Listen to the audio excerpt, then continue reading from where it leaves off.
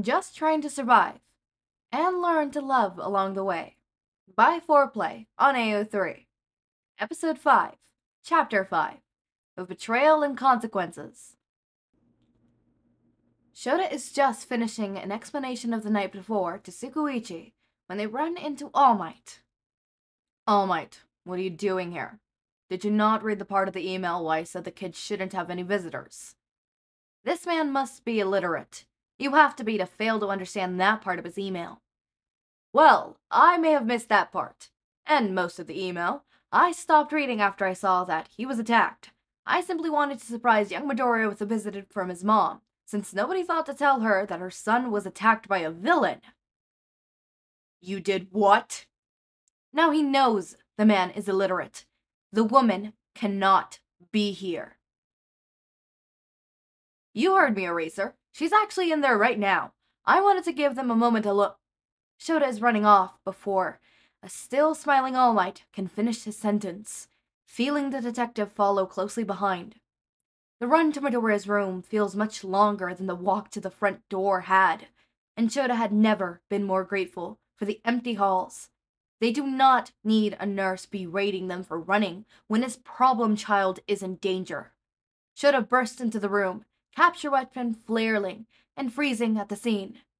Midoriya is out of bed, IV needle yanked out of his arm. He stands back against the corner of the room, clutching at his mother's arm, face grimacing in pain.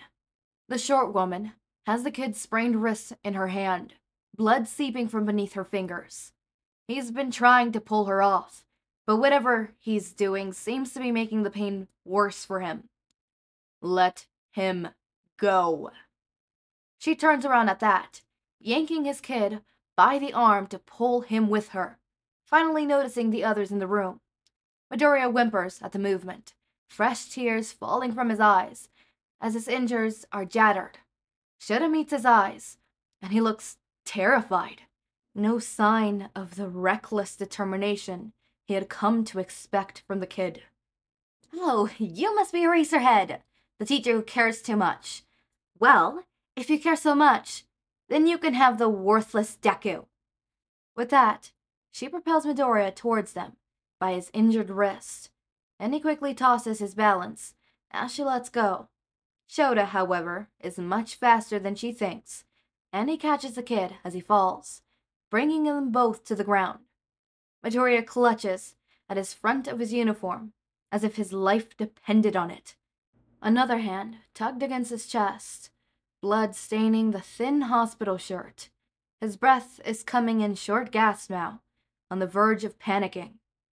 Shota pulls him a little closer, as he looks up to see Tsukuichi, standing between them and Midoriya's mother, pulling out a pair of cork-canceling handcuffs. Better safe than sorry. It's at this moment that All Might decides to finally join the party, and Inko starts crying as soon as she sees him. All Might! They attacked me and took my son away from me.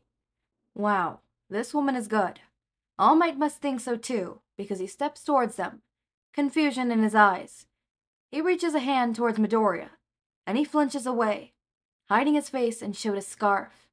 His breaths are impossibly short now, and Shota knows that they have to end this quickly. This is not a situation for the kid to have a panic attack in. All Might looks confused at the action, and tries to move closer, still before Shota settles his glare on him.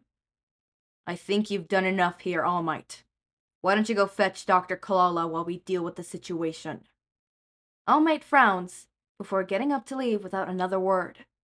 Shota tunes back into the problem, before then just in time to hear the end of Inko's rant about how useless her child is, and how he would be better off dropping out of the hero course and UA altogether. Tsukuichi seems to have had enough with it, as he moves forward to place the cuffs on her wrist. She shoots a hand out, and the cuffs fly out of the detective's hands and towards her own. Shota is quick to use his quirk on her, and the cuffs clatter to the floor. Oh, you are good, Eraserhead. She seems content to let Tsukuichi arrest her now, and is soon led out of the room, and Shota and the problem child are left alone. Okay, Midoriya, I need you to take some deep breaths now. He exaggerates his own breathing, and Midoriya tries to replicate it before his breathing stutters. I can't. He's crying harder now, shaking in his arms. That's okay, Midoriya. We can try again. The kid nods, and Shota can feel him trying to breathe more deeply. After a few minutes, he succeeds, and Shota waits a few more minutes after that to speak again. All right, kiddo. Let me see that arm. Midoriya complies faster than he expected, left hand keeping its death grip on his shirt as he lifts his right arm. Shota gently begins to unwind the bandages covering his sprained wrist, and is shocked to see splinters of white coming through his arm. Dr. Clawla walks into the room as the bandage fully comes off, and kneels down beside them to take a look, and All Might is suspiciously absent. Oh, dear God, this does not look good. How did you do that, kid? Midoriya gives the doctor a wary look before refocusing on him. Her quirk, it's called attraction. I think she used it on the bone. Shit. Well, that explains the splinter of bone peeking through the skin. She shattered it with her quirk and attracted the shards towards herself. Doc, can you use your quirk on this? I'm afraid not. There are some unfortunate drawbacks when it comes to using my quirk.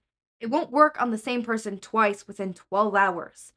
If I'm healing multiple injuries at once, then it works just fine, but if it's to fix something over in half an hour in between, then it won't work.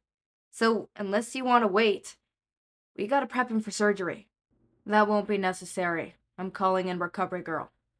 Claus looks far too excited at the prospect of Recovery Girl coming, and Shota shoots her a look as he pulls out his phone and calls his husband. Sho, what's up? The little listener done with his interview with Tsukuichi? Unfortunately not. There was an incident. I need you to bring Recovery Girl. Shit. Is everything okay? What happened to my listener? Hisashi's voice gets steadily louder. Quirk use is obvious, even over the phone. It will be once you guys get over here. I'll tell you what happened then. I'm on my way. I just have to get midnight to cover my next class. I'll be no longer than 15 minutes. Shota raises his eyebrow at that.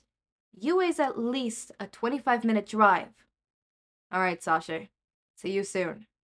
He hangs up without waiting for an answer, and turns his attention back to the kid in his arms. Was that Present Mike? Yeah, kid. He's on his way with the Recovery Girl. The small smile that brings to Midoriya's face is pained, but relieved. The kid must really like his husband. Shota returns the smile, just a little warmer at the thought.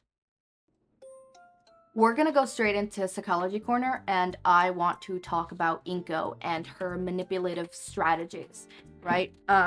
So, her manipulative strategies seem to be eliminating, or in any sense of any manipulator does this, right? Look up for these signs in your IRL life as well, but a manipulator tends to elevate themselves while downing the other person. And now, I don't mean this just literally, like, yes, they could literally do it where in the sense of, I'm better than you, you're just a weak, pathetic, workless Deku, right? Or it could mean in some other fundamental ways. Like, for example, eliminating your support. In Izuku's case, Izuku never had support. His support left when he was when he was diagnosed quirkless. When it was found out that he was quirkless. That's when his support left him. Nobody would support a quirkless person, quote unquote, right? And that's when his support left him. He no longer had support. I don't think any teachers would have sounded the alarms. I don't think, definitely Katsuki wouldn't have sounded the alarms. You know, all of these people wouldn't have sounded the alarms. Mitsuki might not even have sounded the alarms, as heartbreaking as it sounds. Sometimes the friends of manipulators, I'm not saying that they're horrible people and they themselves are manipulators, but When a manipulator has a friend, and they don't abuse this friend in any way, shape, or form, they're actually a genuinely good person to these friend. When you tell that friend that that person is a manipulator, it is so much more harder for them to understand that, to see that, to accept that. Even if that manipulator is manipulative towards them, it's still harder to understand because the human mind doesn't want to comprehend the fact that you trusted someone and you put your trust into someone who didn't deserve it, that you failed in your judgment. You don't want to comprehend that you love and put so much effort and time in this person that ended up being a shitty person.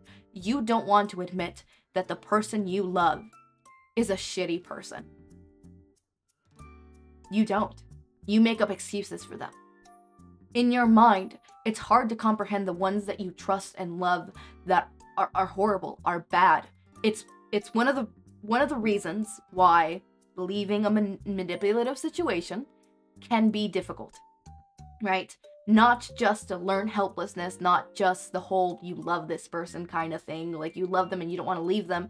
It's also the fact that sometimes you don't want to accept that they're horrible. Maybe a small part of you knows, but you're not ready to fully comprehend and accept that. You're not ready to fully accept that. So obviously in this case, we don't know it's Mitsuki knows Inko is a horrible person or not, or what's the situation. I'd like to believe that in this case, as of right now, my little headcanon as of right now is that Mitsuki doesn't necessarily know, sees the signs, but chooses to ignore them because she doesn't want to believe that, you know, her best friend is a horrible person. She doesn't want to believe that her best friend of probably 15 years, you know, at the very least 10 years, or not even just 10 years, at the very least 12 years, is a shitty person. She doesn't want to believe that this person that she trusted is a shitty person, right? So, obviously, Izuku has no support. Inko has support, right? And in this case, right now, in the situation that is happening in the hospital, Inko clearly knows that Aizawa and Tsukuichi are currently Izuku's support. I didn't see any signs of her trying to, make them lose support of Izuku or anything like that. The only thing I saw was Inko try to diminish Izuku in the sense. The only, quote-unquote, trying to eliminate his support is Inko calling Izuku a worthless Deku. Adding to the fact that psychologically tying into his brain that I'm worthless, I'm a Deku, I'm worthless, I'm not worth this. Why am I bothering these people? Right? That's what she's trying to implement in his brain right there, probably, right?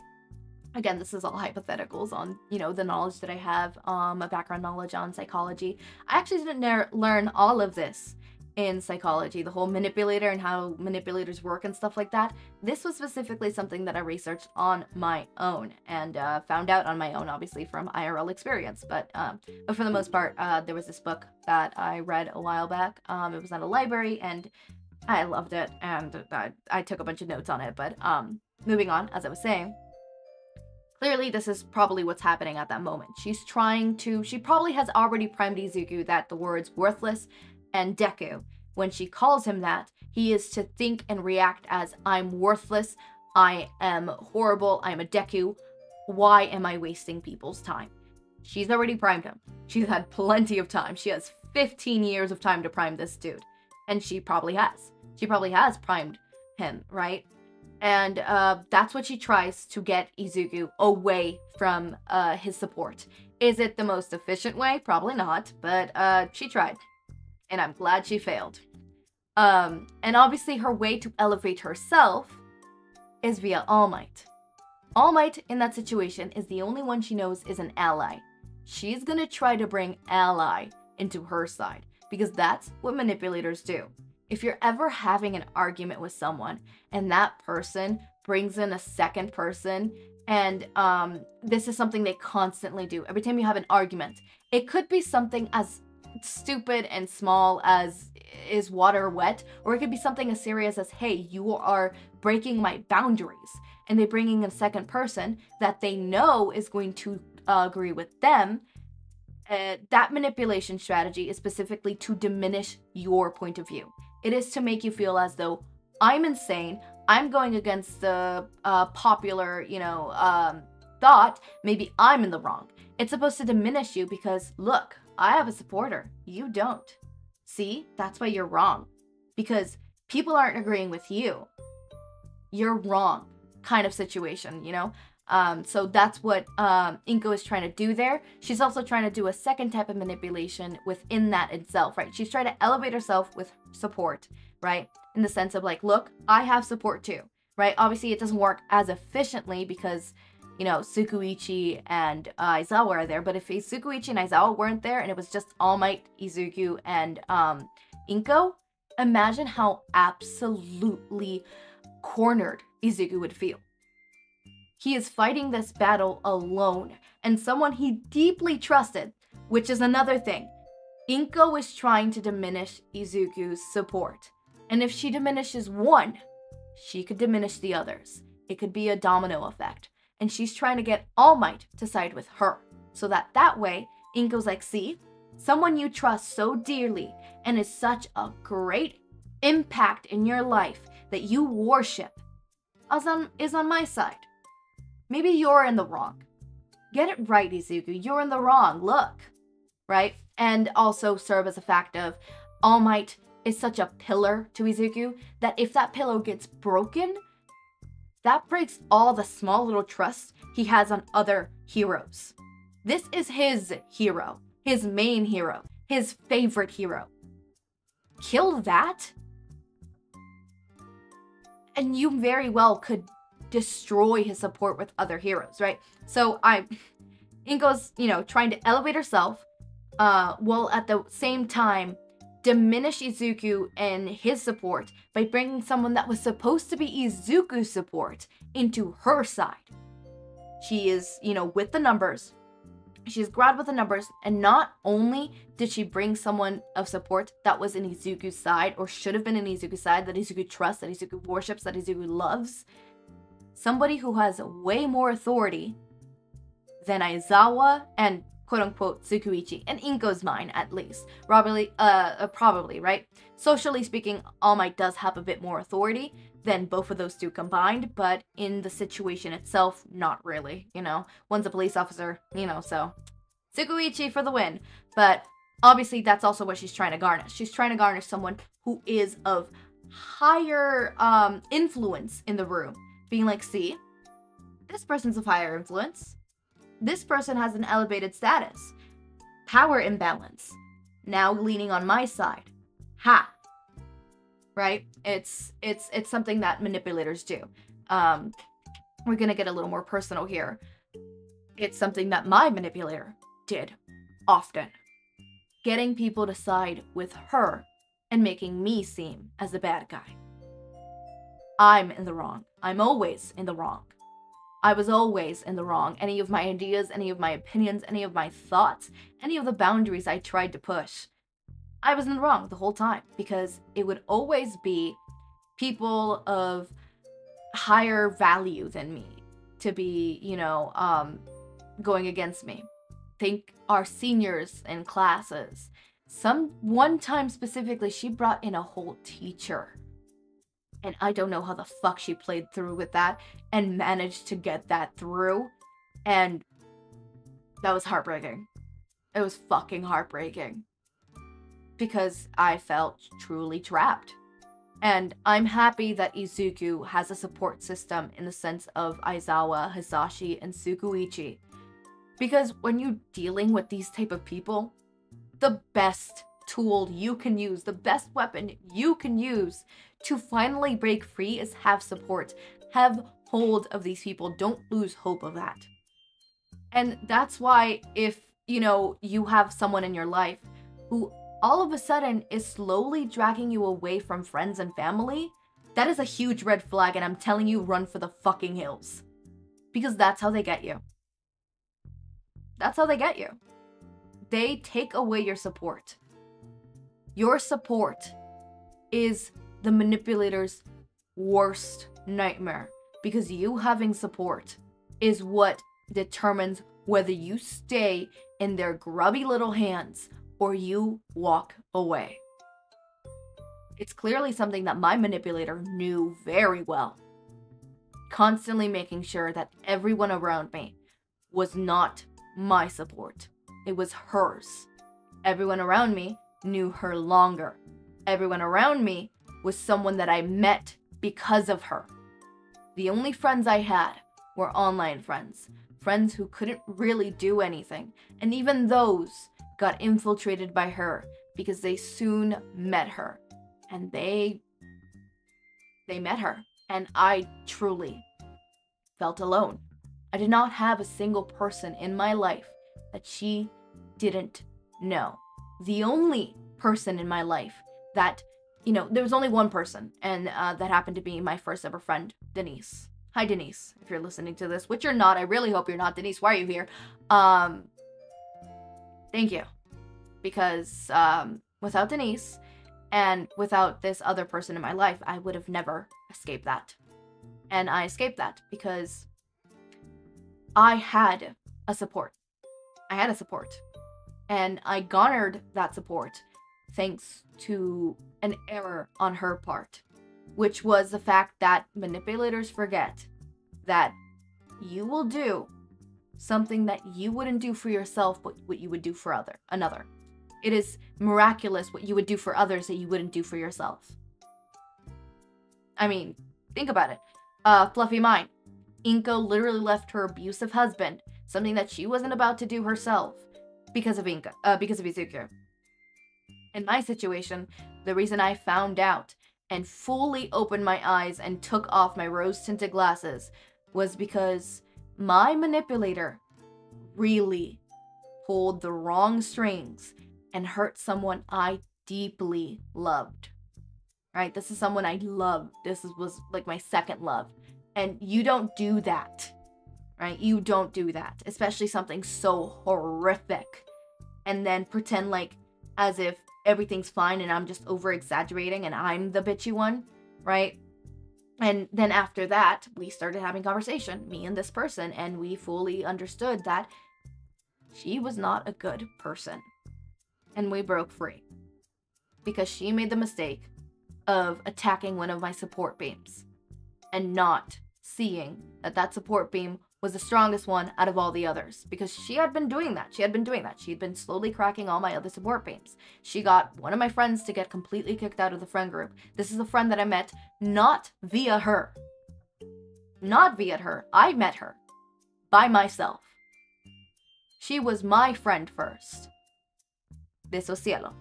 And then kicked out another person who, again, I met first. This wasn't a friend of my manipulators that I met via her. No. This is a friend that I made by myself who had my back. He got exiled. Exiled my childhood best friend since the first grade and got him to completely get exiled. Right? Took away my support beams. Right? Slowly and meticulously. But then my manipulator got cocky on the fourth one. And see what happened. And clearly this is the example here. Inko got cocky. She thought she could get away with something, but forgot to realize, or didn't realize, Izuku has a support system now. And that support system will not let that slide. Izuku had someone he could run to for help. And Inko didn't see that. And I'm so glad that Inko didn't see that. And I'm so glad that Izuku had someone to be there for him. I am so glad that Aizawa answered that phone call and that Aizawa immediately jumped into action. Okay, we got really, really, really serious back then. So, to lighten the mood, why don't you guys go ahead and tell me your favorite ice cream and then the topping on the ice cream. Like, I don't know, is periwinkle a flavor? Okay, whatever. Strawberry and, I don't know, the coconut topping. You know, the coconut sprinkles? Y'all know what that is, right? Right? I'm not going insane. My favorite ice cream is Rocky Road. No toppings, raw dogging that shit. I'm never saying that again. Ever again. Or I love fudge chocolate and then the topping being caramel. Or I like plain vanilla and then the topping being hot fudge, right? And having nuts on top, basically a sundae from McDonald's, and then mixing it up real good, making sure that the hot fudge is hot, piping hot. Hot. I need to see steam kind of growing off of it. It's hot. You mix it together and you just, it's a delight. I want to go to McDonald's now. God damn it. Okay, but tell me, what is your favorite ice cream? Or maybe with the toppings. Or maybe you have a specific one that you order from a specific restaurant. If so, please tell me. I want to see your guys' favorite ice creams. And hey, I might give it a try. I have adult money now, so. I have adult money. I did my first spend with my adult money that I won. I worked for. It wasn't for me. It was for my cat. We took him to the vet. He was, we have to go back in 3 to 4 weeks to get his second round of shots. It's only one shot. The other shots that we gave him is good for a year. Specifically the rabies one is the next one that we have to give him, which is in a year. And then, the